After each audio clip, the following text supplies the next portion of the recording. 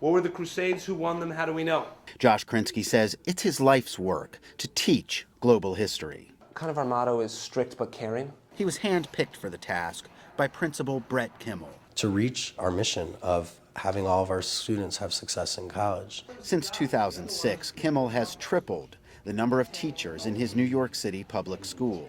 There are now 40 to keep up with the blossoming number of students, 525 and growing. A success story.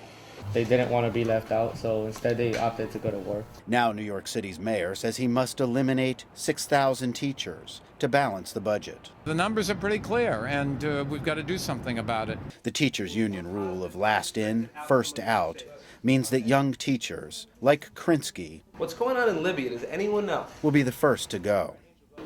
The layoffs will largely be at low-income minority schools, because that's where many new teachers find their first jobs.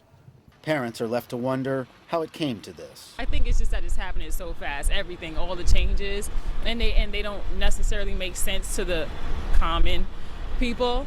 Some of those positions would be filled by transferring more senior teachers from elsewhere in the district, but the number of teachers would drop and class sizes would grow. It's happening across the country. I think it's not really fair. Teaching jobs are on the chopping block, as local and state governments say they need to save money. Stretch and squeeze. In California alone, 20,000 teachers received preliminary layoff notices.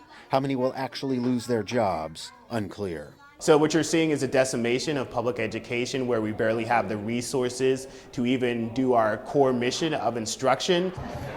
It appears the national debate right now is not if teacher seniority rules should be changed, but how.